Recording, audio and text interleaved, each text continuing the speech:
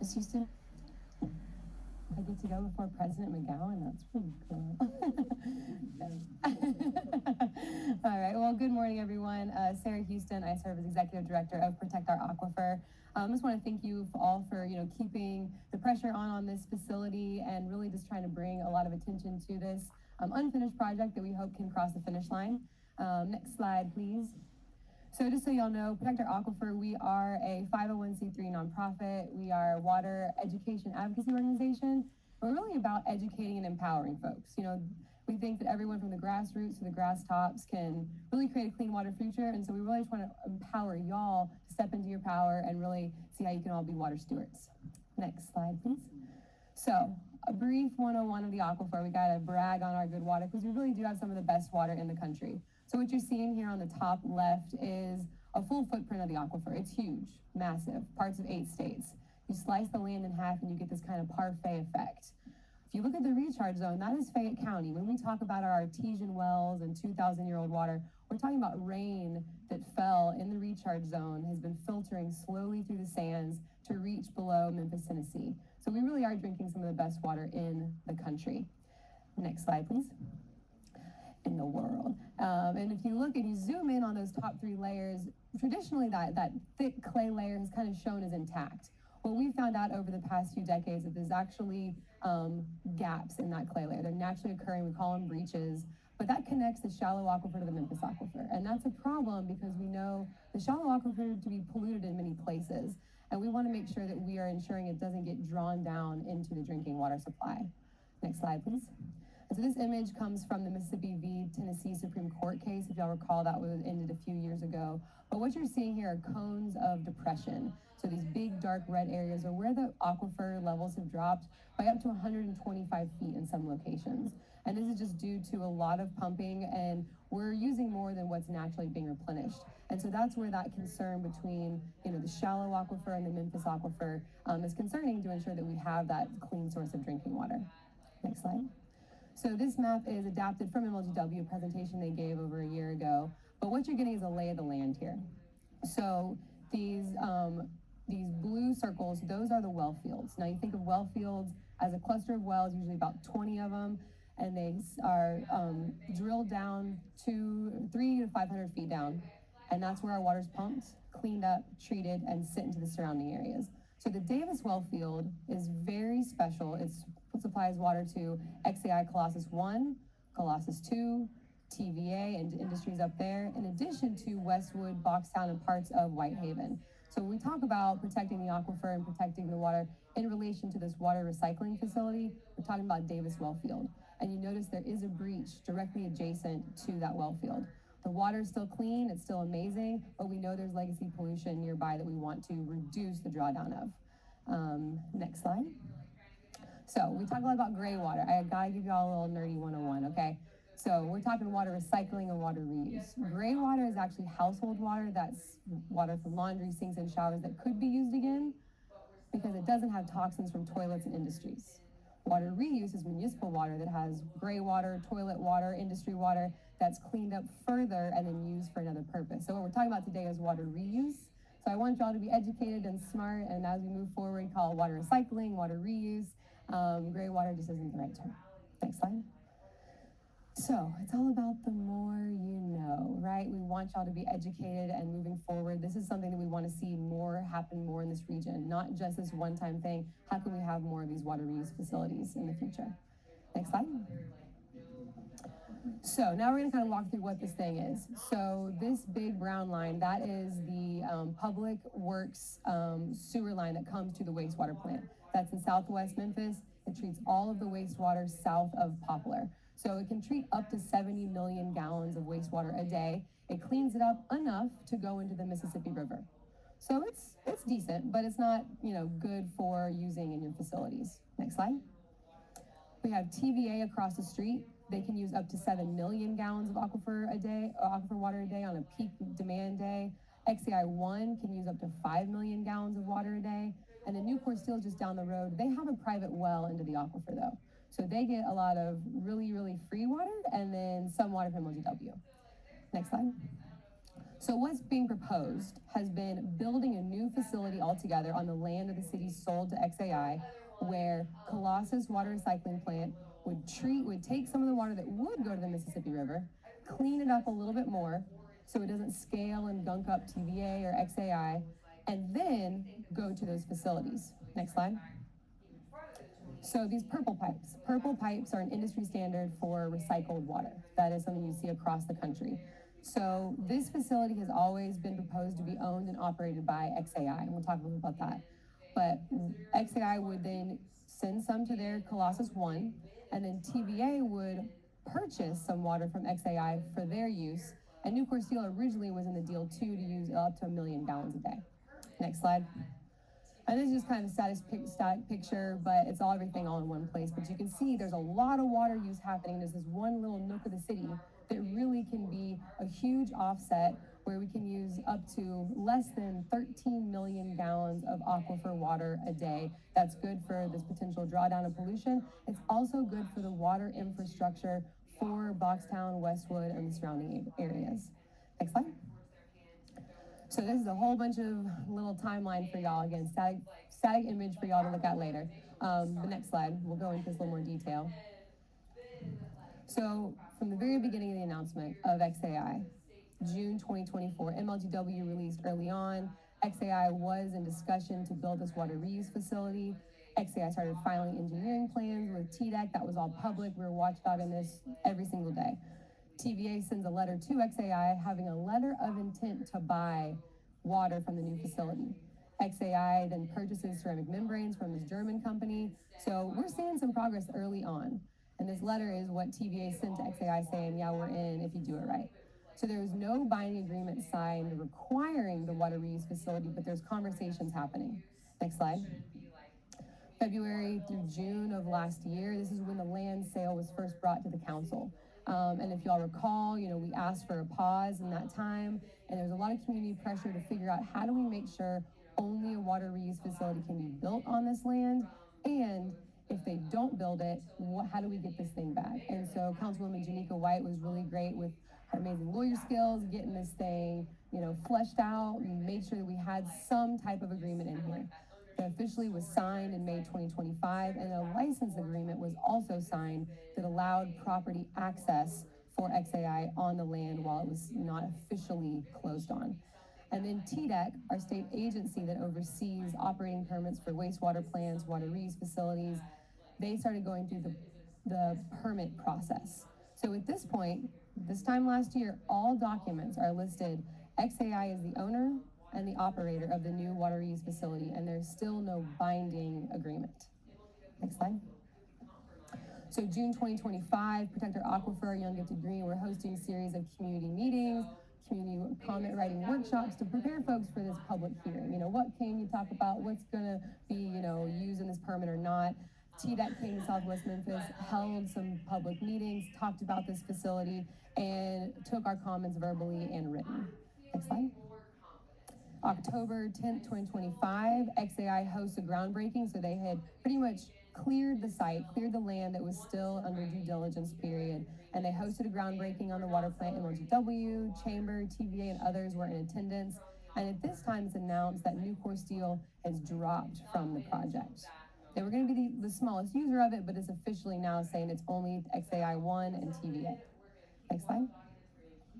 So a couple weeks later, Protect Our Aquifer and our partners drafted a letter to Public Works and sent it to Director Morgan and team because there must be an agreement between the City of Memphis, Public Works, and xAI to use the wastewater effluent, right?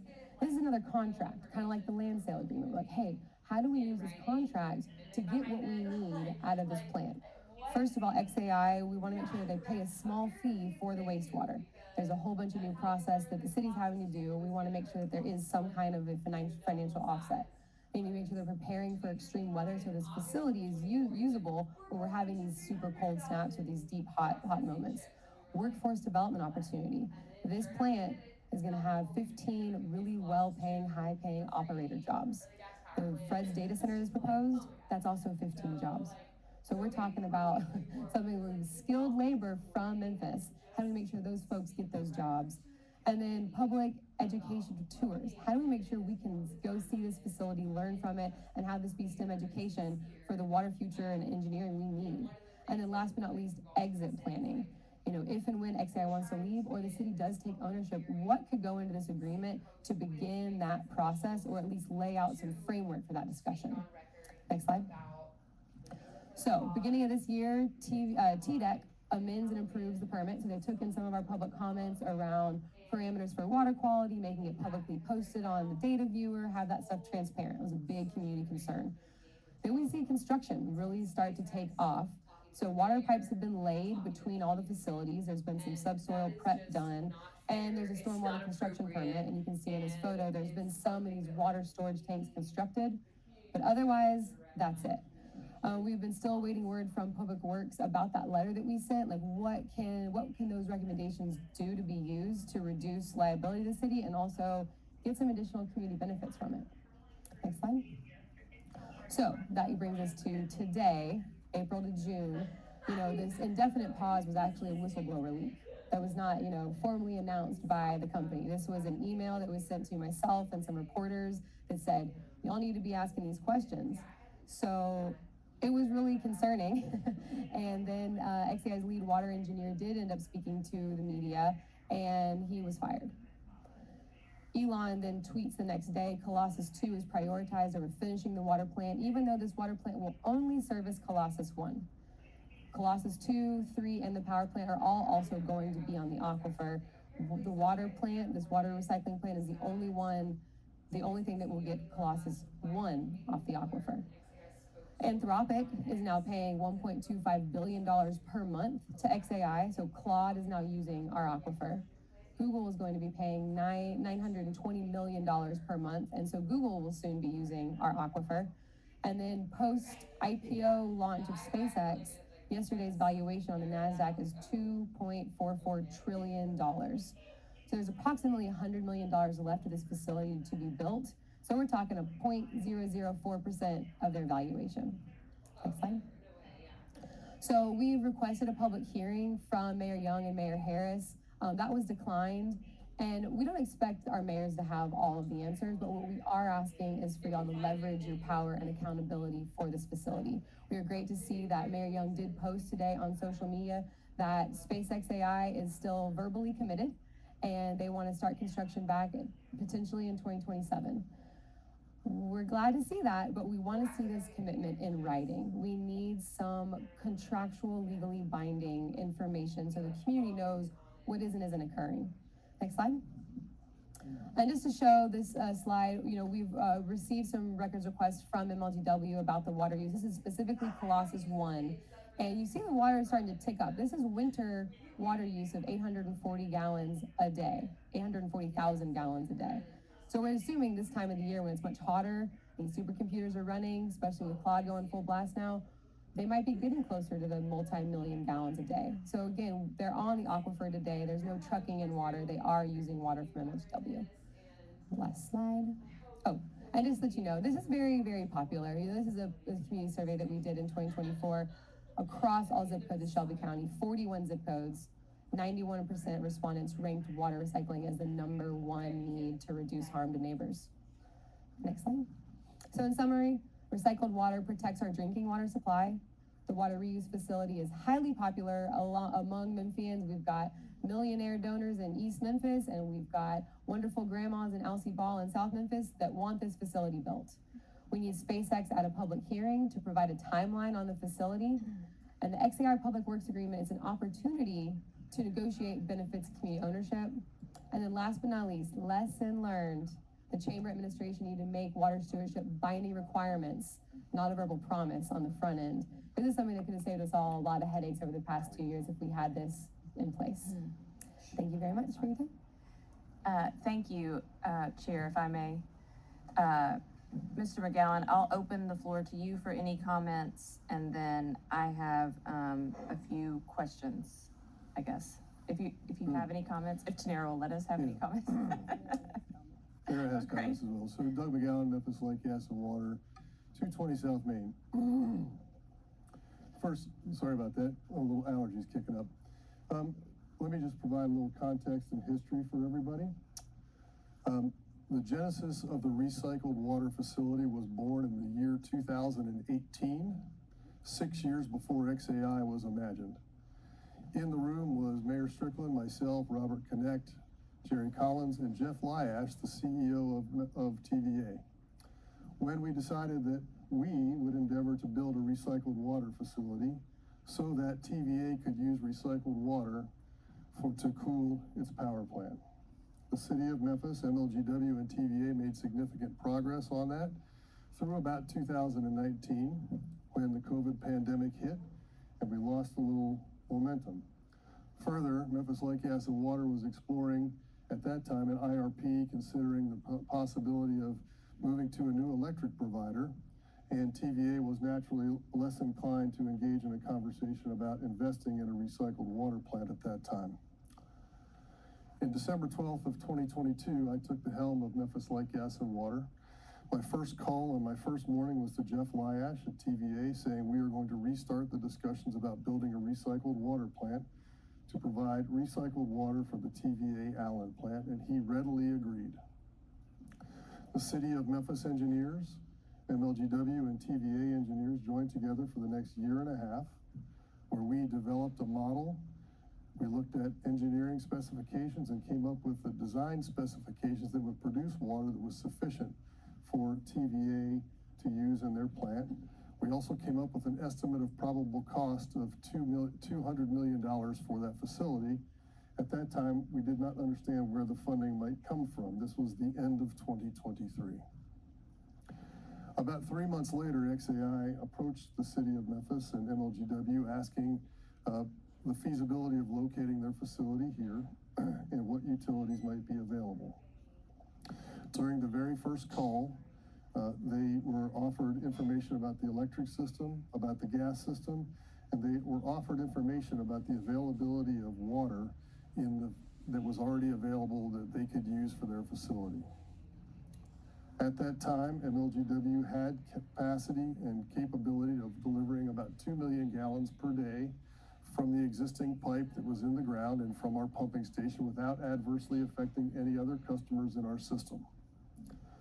By contract, we offered them up to 1.28 million gallons per day. That is the limit. That is the maximum amount they are allowed to use by contract. That is, they are not using any more than that, nor are they permitted to by the contract that we have with them. The 5 million gallons, I'm not sure where that number came from, but that is inaccurate.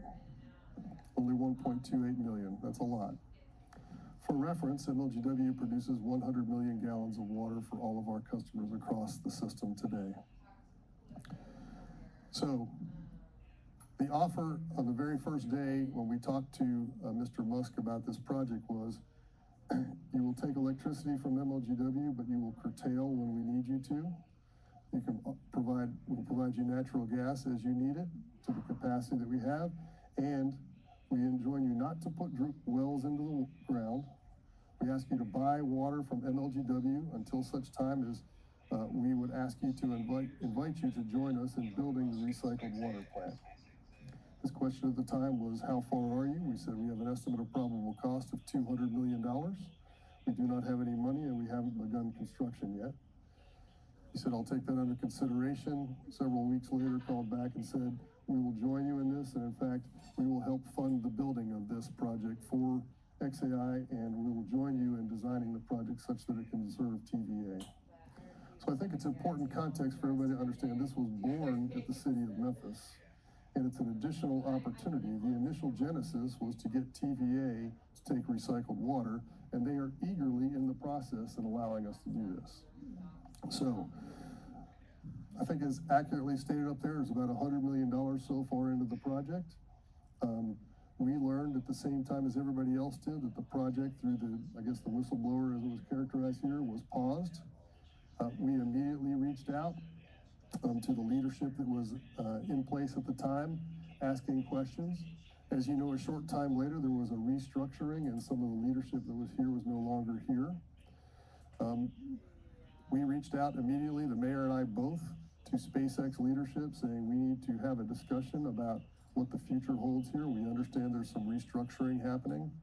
And Yesterday, the mayor and I had a meeting with SpaceXAI leadership, the president, Mike Nichols. Mr. Matt Dunn, who is the government affairs lead for SpaceX. In that meeting, we pointedly asked for a commitment for them to restart construction of the recycled water facility. They committed to restart that in Q1 of 2027. The reason it's not restarted today and why it takes till 2027, they have to get an entirely new engineering team on the ground here. The engineers that had started are no longer here. They have to remobilize, and then they believe they can begin construction again Q1 of 2027. So that's the timeline of where we are. We have a verbal commitment, as was stated here, from the president of the company that they will do this. They have also indicated they will give us a written timeline in the weeks to come, so we can expect that. There is some new leadership on the ground that arrived here just days ago, and we expect to hear from them. And so I think there's more information and more details to follow. I do want to mention for everybody here, I understand that Protect Our Aquifer has given information about this. The study from which the information comes was funded by Memphis Lake Gas and Water ratepayers, as approved by Memphis City Council and by the United States Geological Survey, who helps us every year. We are the leading stewards of the water in Shelby County and have been for 85 years, since we were formed in 1939, sorry, my public math, I think 87 years ago, and we will continue to do so. I want everybody to understand, for reference, in the study, there are cones of depression, but the water levels in the aquifer are higher today than they were in 2007 and higher than they were in the year 2000. Memphis Light Gas and Water in the year 2000 would produce and distribute 136 million gallons of water per day. Today, we produce less than 100 million gallons of water per day. We are producing 31.6% less water than we did in the year 2000. The reason for that is because of all of the conservation that our customers are taking on. Low-flow shower heads, low-flow toilets, better engineering, more high-efficiency appliances. So, water consumption is decreasing in Memphis and Shelby County, not increasing, as has been erroneously stated in a number of venues. Decreasing, not increasing. So I want to state emphatically that we will continue to be good stewards at both the well field level and the macro level, and that this community has significant opportunity for new population growth and new commercial and business growth within the confines of the capacities that we have today. So with that, I'll conclude and take any questions you might have for me. Before we take questions, could we hear from Attorney Gibson?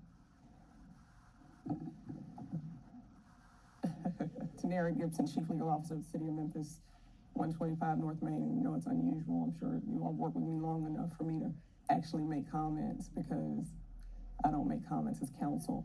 But I like to speak as counsel whose job it is to protect the interests of the entire city of Memphis at every level, not just at the levels that some causes may have, which I respect. And I'm sure you're quite kind, Ms. Houston. However, to have a non-lawyer who does not understand the entire field, does not understand the day-to-day, does not understand every risk we balance every day for every citizen in every instance, not just the ones that we pick and choose, or I think you were talking to a camera when you got here, right? Not just the ones we do for sound bites and likes. I want to be crystal clear. We are quite conscious of the risks. We are quite conscious of potential liability. I think I heard from Protect Our Aquifers Council, a lawyer I respect greatly because I've been doing this a long time, maybe a month ago, who quite audaciously, on behalf of his client, reached out to advise us of the content of the agreement that we negotiated, as if we're not. I think your term earlier was educated and smart, because that's what you want the council to be, yes? As if they're not already, okay? Come on. All right, so. Bring it back home. Okay, said all that to say, there are deep implications of the presentation I've heard here today by Ms. Houston. What I would caution is that Ms. Houston, nor anyone else making a presentation, understands the risks or the field with respect to legal or agreements and the contract, the terms of the contracts we negotiate, the content, the liability we're balancing. So while it is cute and we appreciate it, I would caution the council to take any of that to heart and please rely on your actual lawyers going forward, because there's so much misinformation here. I can't begin to address it. It's troubling and I cannot allow it to stand, but I'll address it further in attorney-client. I don't think we need attorney-client now.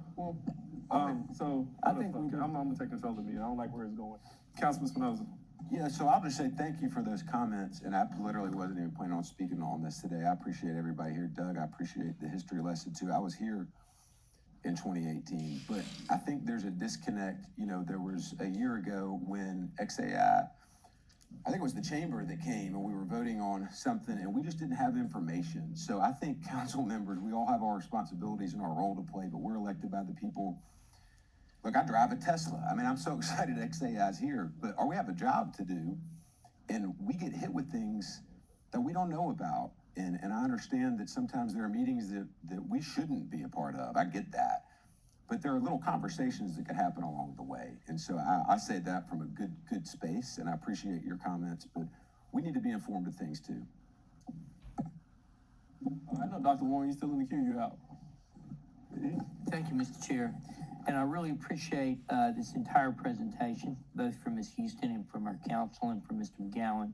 I think our citizens want to know what's going on with this. And, you know, there's a lot of information out there where people are afraid that, you know, xAI is going to renege on things and somehow we're going to be in trouble.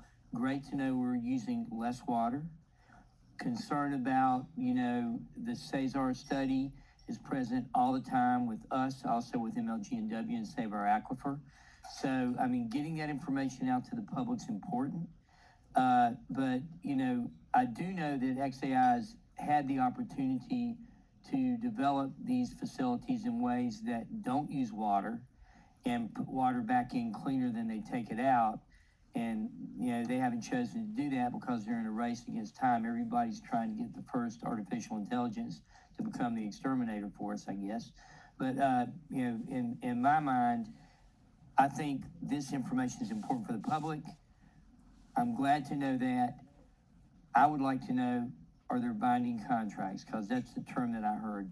Are there binding contracts, Madam Attorney? If we have binding contracts that or people have signed that say they're going to do this, or is this just a letter of agreement? And is that something that's public knowledge that you can talk about? Thank you.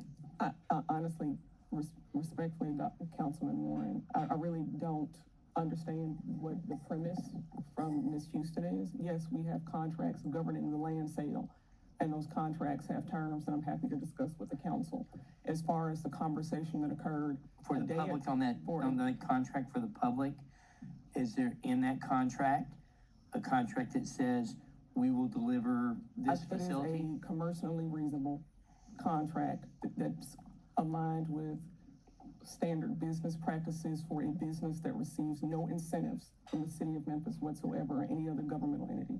Yes, So I guess that's what those are the questions I can ask you and answer an attorney-client. But I will say that there is nothing abnormal about the agreement, and it's the same agreement as if you were buying a house. So it's for the public, yeah. Yes. They should realize that we bought the land, okay, we've We asked sold for the land. permits to build, but there's nothing in sold a the land. contract that we have that can make them build this. It's just like I buy a piece of property, I say I want to build a house on it. Yes. There's nothing, I get the permit to build a house, but that's all we can do as a city. You got that permit. If you don't build a house, we can't make you build a house, right? We cannot, however, we do have controls in place. We do have protections in place if the facility is not built or if it ceases to be used. What as are a those wastewater protections facility. can you tell the community? We can claw the land back, and then we'll negotiate what happens with any improvements.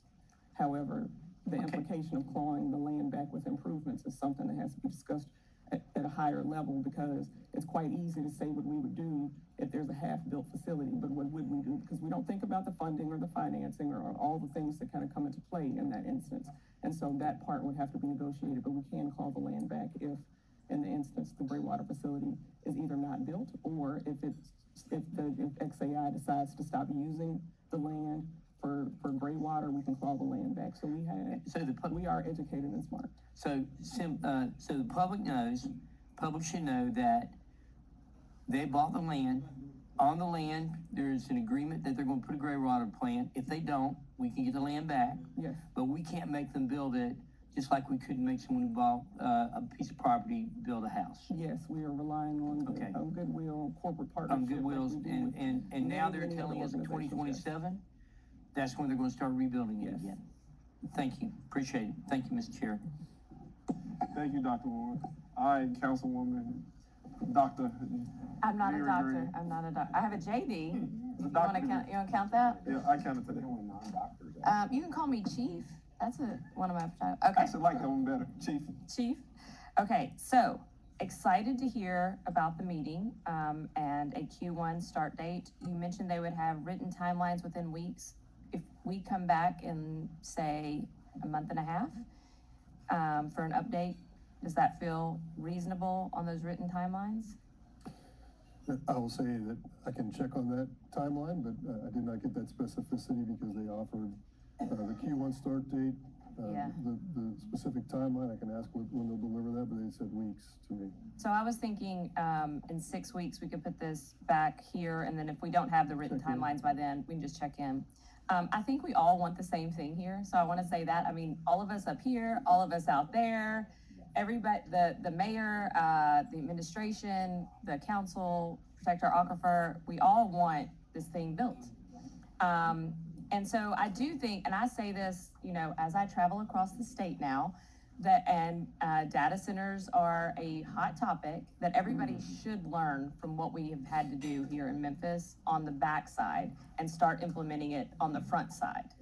And I think contracts is one of those great things, and what, Councilwoman White was able to implement is just one example, and we should continue that example. And I know, I've known Attorney Gibson for decades, we won't say how long.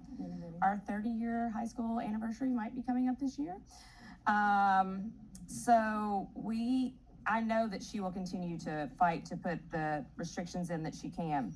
I had one idea, and I wanted to talk to you guys, to the council, to the public, to Protect Our Aquifer today, to try to incentivize, and again, this is something that maybe other jurisdictions can look at too, but, Mr. McGowan, tell me, let's start here.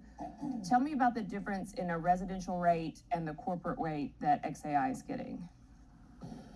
So for gas, electric, and water, there are different classes and rates. There are residential, commercial, and industrial. For their electric rates, they're on an industrial rate. TVA and all other bulk electric providers are probably going to move. They've also issued an indication that they will move to a data center rate because their demand is spiky. So what we call low load factor. So they'll be getting that rate.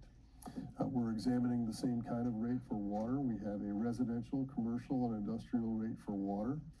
And I want to be clear that residential rates are level at $2.34 per unit. Commercial rates and industrial rates are $3.50 per unit for the first 174,000 gallons that are used, and then they're called declining rate as you use more, the volume rate.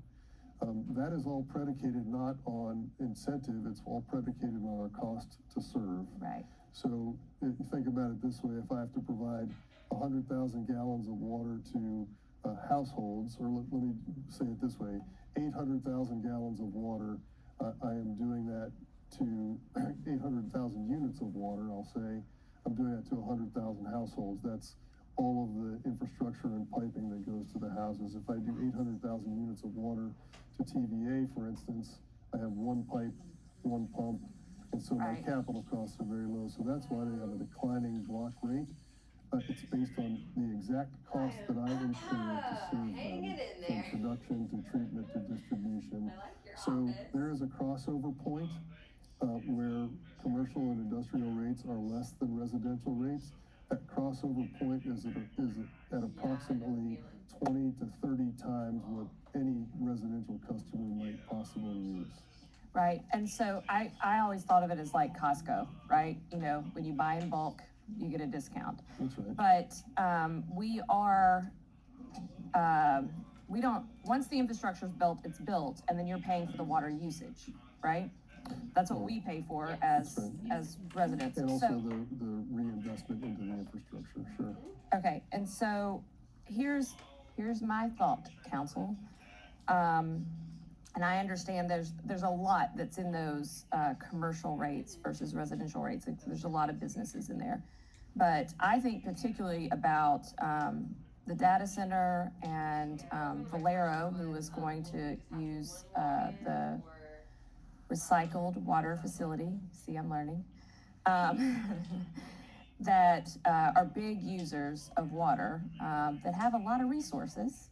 Well, you know, our data center happens to be owned by the first trillionaire in the world. That if we actually do want to incentivize them to fully build that gray water facility instead of just like pinky promise, and we do want to incentivize others to use it, that as we start setting the new rates for water usage, wouldn't it make sense for us to have the trillionaire pay the same as residential unless they're using the recycled water, and then give them the discount when they're using the recycled water? Is that a rate, is that a thing we could do through the rate setting process? I plan to bring you rates this fall. It's no secret. I plan to bring you a water and gas rate action. Part of that will be considering a demand charge for the low load factor, which is the high consumers of water. So I'll bring you a proposal that will have something similar to what we have in electric, which is a demand charge for the high consumers of water. I do want to make sure that everybody understands that many of the high consumers of water, the third highest consumer of water is the city of Memphis, Yes. the county of Shelby, the Memphis Zoo, and many of our food producers here are the very high consumers. Yeah, so what I'm trying to do is get those folks that are right there next to that recycled facility in Boxtown, where we're concerned about the environmental racism and impacts, to get them to build that gray water, recycled water, it's gonna take a while, Sarah, facility, and to use it.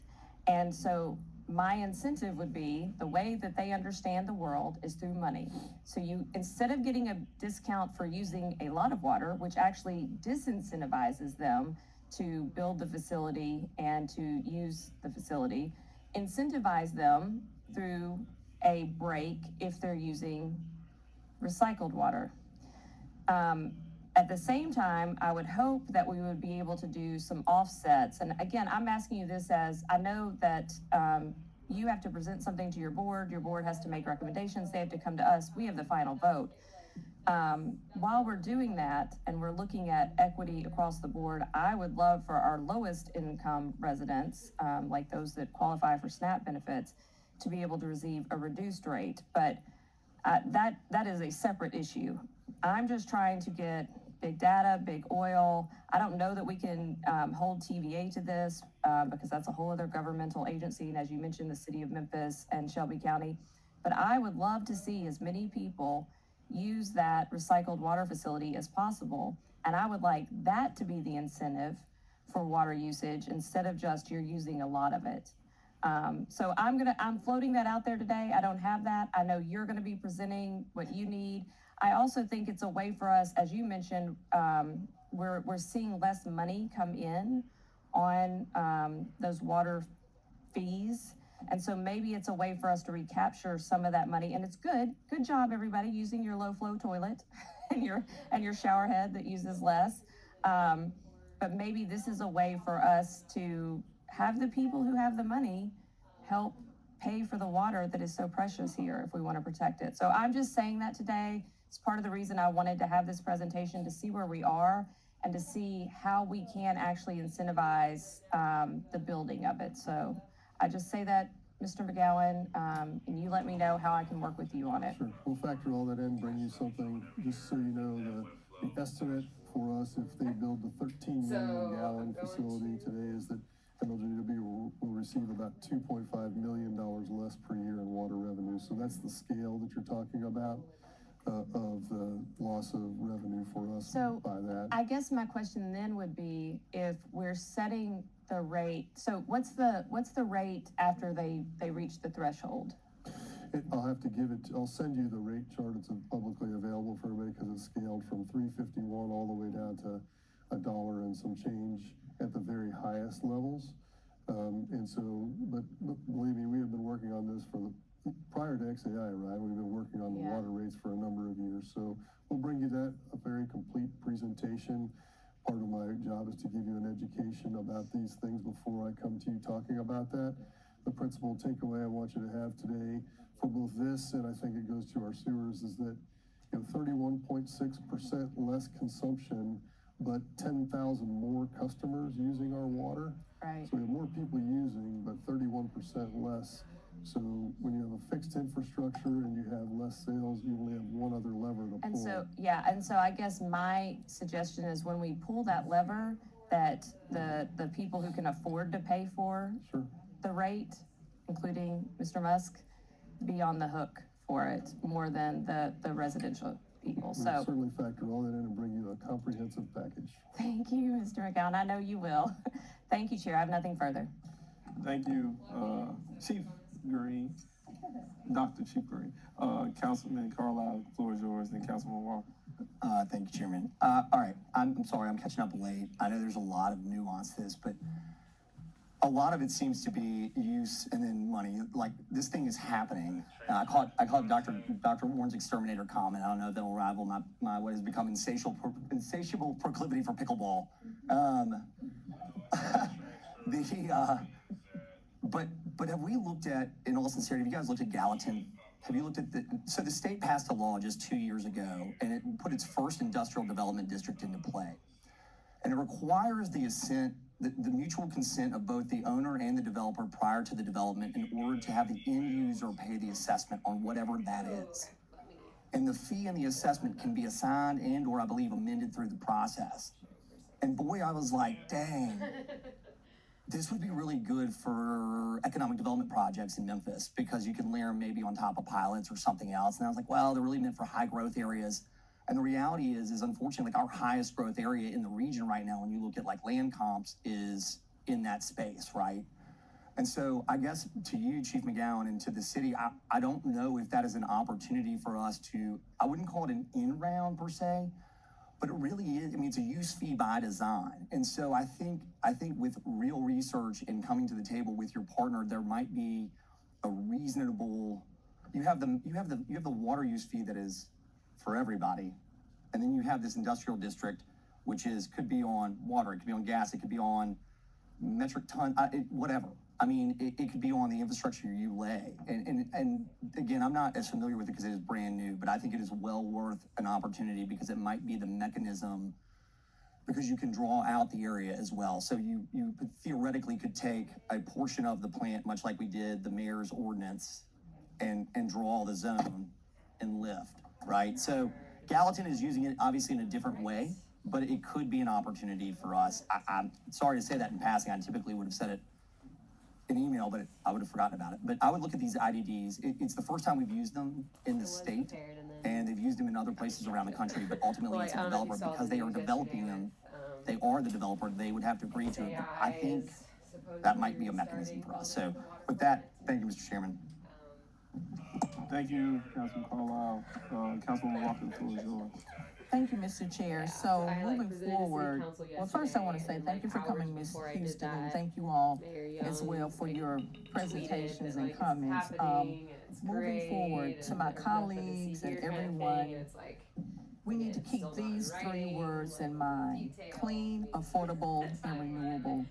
And Councilman Warren mentioned something a few minutes ago about other options, and there are other options. But if you don't know, and you don't know that you don't know, and I'm not suggesting anyone doesn't know, but for those who don't know, there are other options: clean, affordable, and renewable. That is what's gonna be our saving grace in the future as we move through this period and dealing with green and clean and sustainability, and as we deal with these extreme weather events.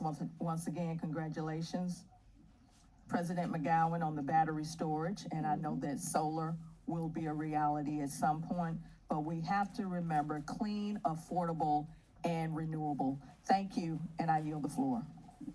Is there any other council member in the queue? All right, here's all hearts. You want to speak? Yes, please. Go ahead. Thank you so much. I just wanted to provide some context for that 5 million gallons a day number. That came from the TDEC state operating permit. So we didn't just pull that number out of nowhere. Like, that actually came from a written document that has been approved by the state. But I just want to thank everyone for this conversation today. You know, I really think that this is the type of like outward conversation the public really has been craving for years. So just appreciate y'all's, you know, attention to this, your concern for this, and I know that we all do have we're on the same page. We want to see this facility built, and this is something that, you know, we can set a precedent for. We really need to be thinking about in our economic development portfolio, how do we have clean, renewable, affordable as a part of this? And one thing I wanted to mention to you, Councilman Carlisle, there's a really cool place in Denmark called the Koldenborg Symbiosis. Denmark. Think about President's Island, all those industries. They have created a circular economy where when someone has a waste product that somebody else needs, they talk. When somebody has recycled water, then they need water. When someone has energy, there's this really cool symbiosis project. And I think areas like President's Island and these industrial areas, there's byproducts coming out of some of these facilities that another facility might actually need. And it can also be a cost saving, but it can be a major, environmental saving too. So it's the Koldenborg Symbiosis. I really want to go to Denmark and visit it, but that's something I think we could do. All right, Councilwoman. That was for you, Councilman Carlisle. I wanted to make sure you said. Koldenborg Symbiosis. Oh yeah, I sure will. So thank y'all so much for your time, and let's see this thing get built. All right, thank you. Councilwoman Green? I was just asking if we could reset this in 6 weeks. See y'all in 6 weeks. All right. Appears our hearts and minds are clear. With that, this committee is adjourned.